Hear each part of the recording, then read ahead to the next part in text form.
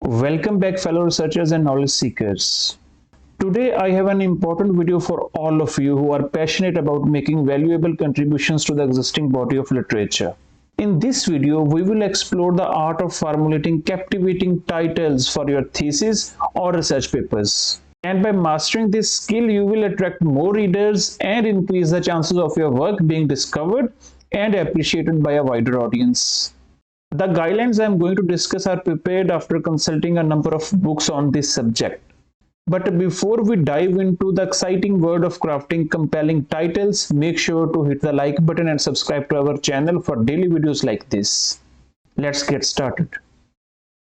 Guideline number 1 is if only a small number of variables is studied, the title should name the variables because it is often beneficial to include their names in the title. By doing so, you immediately convey the core elements of your research to the readers. This allows them to understand the specific focus of your study right from the start. Remember, clarity is essential in capturing the interest of potential readers. You can see a number of examples of the titles that have been used in different researches published in different journals. For example, the relationship between media literacy and critical thinking skills, the relationship between social media use and youth political engagement. So there are only two variables that the researcher is addressing in that research. So the researcher included the names of the variables in the title. The second guideline is a title should not be a complete sentence. Instead, opt for concise and impactful wording that captures the essence of your paper. Think of newspaper headlines as an example. They convey important information in just a few words without following the structure of a complete sentence. Aim for a carefully chosen words or phrases that effectively convey the main theme or findings of your work. If you go back to the examples mentioned in guideline number 1, you will see the titles don't end with a dot, full stop. No. So the title should not be a complete sentence. The third guideline, only the types of variables should be named if many variables are studied. Instead of listing out all the specific variables in your title, focus on naming the types of variables that are being studied. This approach ensures that your title remains concise and avoids overwhelming readers with an extensive list of variables. Let it be cultural factors or demographic variables. Let's take the example of demographic variables. Let's assume you are addressing the demographic variables such as age, gender, and education as factors that are examined in relation to voting behavior. By mentioning the general category of demographic variables in the title, it conveys that the study explores the impact of these specific demographic characteristics without explicitly listing each variable individually. You can see different examples of the titles that have been used in different researches published in different journals. The fourth guideline is the title of a journal article should be concise and the title of a thesis or dissertation may be longer. I also want to put a disclaimer here that the students preparing theses or dissertations should ask their committees or supervisors whether concise titles such as those commonly used in journals or longer titles which are more typical in theses and dissertations. I have seen supervisors asking their students to follow APA guideline when it comes to how many words should be there in the title. But if you read the 7th edition of APA, there is no such guideline available about how many words should be there in the title. Ask your supervisors or follow the guidelines provided to you by the university or wherever you are studying. Guideline 5 reminds us that a title should focus on indicating what was studied rather than directly stating the findings of that study. By doing so, you can effectively maintain the curiosity of your readers, enticing them to explore the full paper. On the left side of your screen, you can see different examples. Strong religious beliefs and taking part in religious practices are associated with the less frequent underage alcohol use. That should not be a title. Instead of this, write the role of religious beliefs and behaviors in predicting underage alcohol use. So by avoiding the direct inclusion of the findings in the title, you can create a sense of anticipation and engagement. Readers are motivated to explore the entire paper to discover how the research was conducted, what methods were employed, and what novel insights were obtained. Guideline number 6 emphasizes the importance of considering the inclusion of population in the title when the study has been specifically delimited to a particular population. So when your research focuses on a specific population, it is valuable to mention it in the title. This helps in clearly defining the scope and context of your study. There are different examples written at your screen. Hand dominance and grip strength of older Asian adults, the role of media representation in public perceptions of immigration, a study of urban and rural populations. Another valuable consideration in title formation is the use of subtitles to indicate the methods of your study. Subtitles can provide additional information about the specific research methods employed in your research, enhancing the clarity and comprehensibility of the title. By incorporating a subtitle that highlights the methods used, readers can quickly understand the approach or techniques utilized in your research. This can be particularly useful when certain methodologies are of particular interest to your target audience or when your study employs innovative or unique research methods. These subtitles are usually written at the end of your title. For example, instead of writing a pilot study on the role of alcoholism in dysfunctional families, write the role of alcoholism in dysfunctional families and then the subtitle or pilot study. Number 8. If a study is strongly tied to a particular model or theory, consider mentioning it in the title. This will help to establish the context and significance of your study, and it allows readers who are specifically interested in that model or theory to easily identify and access your research. There are different examples written at your screen, but let's discuss another example.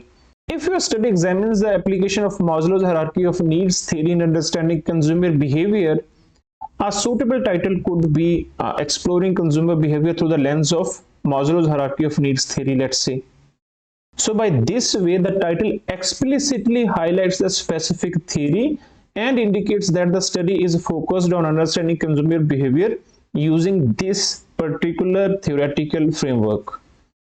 Guideline number 9 advises omitting the names of specific measures in the title unless they are the primary focus of your research. The main exception to this guideline is when the instruments themselves are the subject of the investigation, such as research on the reliability and validity of specific measures. This approach helps to maintain the focus of the broader topic or objectives of your study rather than getting caught up in specific measurement tools. Having said this, if your research specifically revolves around the development, validation, or evaluation of a particular measure or instrument, it is appropriate to include its name in the title. This exception occurs when the measure itself becomes the primary focus of your investigation, such as studying examining the reliability, validity, or psychometric properties of specific measures. The effectiveness of a home care program for improving the functional abilities of elderly individuals as measured by the functional abilities self-rating scale. In this title, the focus is not on the rating scale. So instead of writing this, write the effectiveness of a home care program for improving the functional abilities of elderly individuals. There is an example written at the very last at your screen. Development of the grandparents' role identity scale, a reliability and validity study. In this case, the title clearly indicates that the focus of the research on the development and evaluation of the specific measurement tool, the grandparents' role identity scale. So include that measurement tool in the title.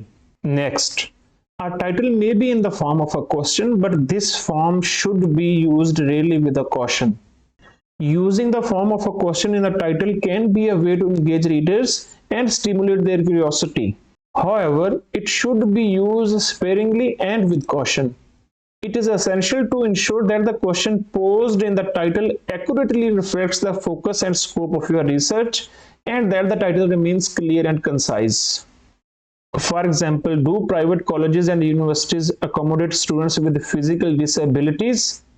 Instead of yes or no form, write to what extent do private colleges and universities accommodate students with physical disabilities. So this will entice some curiosity, entice some interest to your readers to read your paper.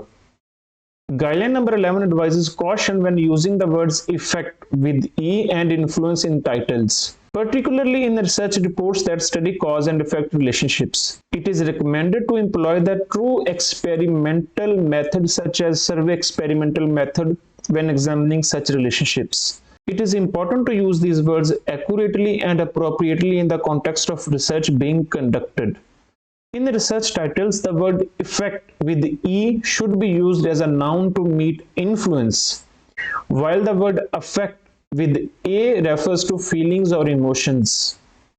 For example, if the research investigates the impact of a particular intervention on student achievement, an appropriate title could be the effects with E, the effects of intervention X on student achievement. Here, effects with E is used as a noun to describe the influence or impact of the intervention on student achievement. But in contrast, if the research focuses on examining the emotional responses of individuals to a certain stimulus, an appropriate title could be the effect with A, the effect of stimulus Y on emotional response. And here, effect with A is used as a noun to refer to emotional response experienced by individuals.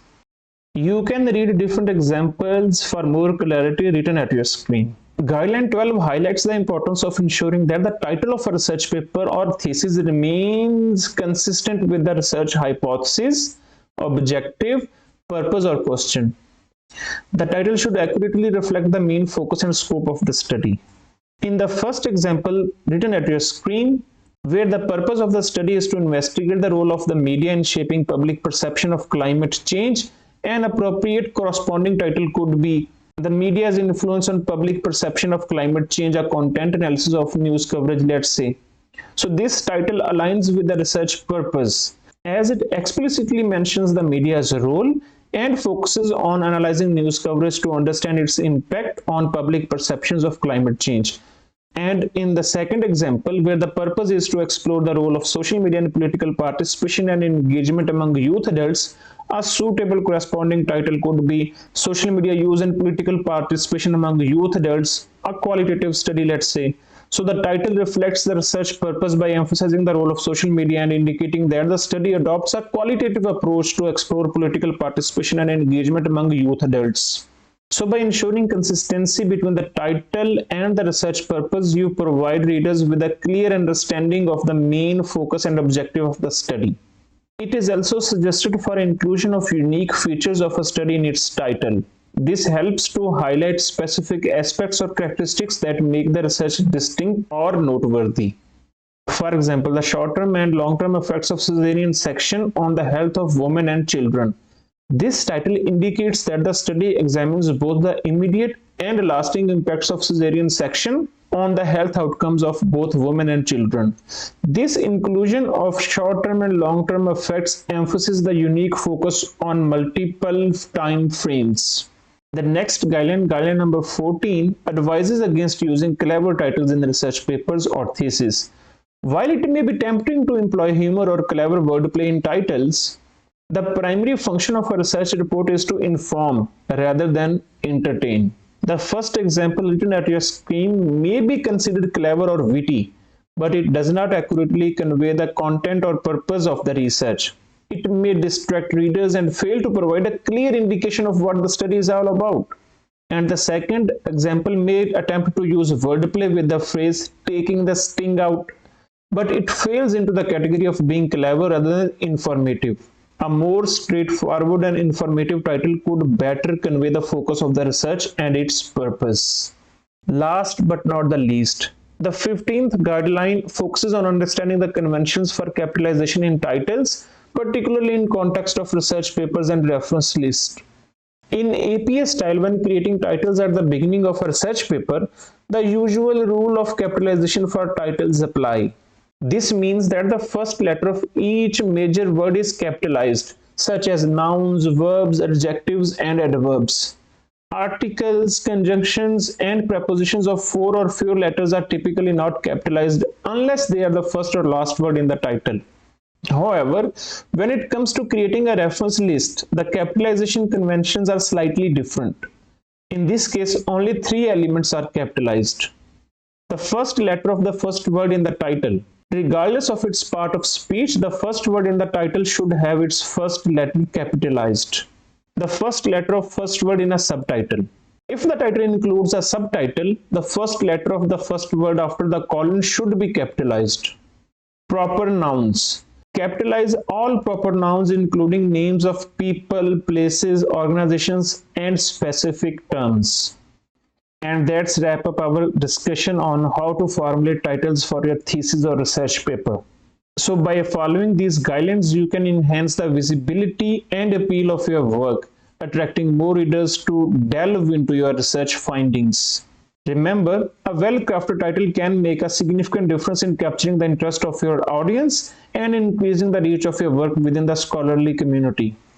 If you found this video helpful and would like to receive more informative content like this, make sure to subscribe to our channel. By doing so, you will stay updated with our daily videos that cover a wide range of topics related to research, writing, and academic success, and much more.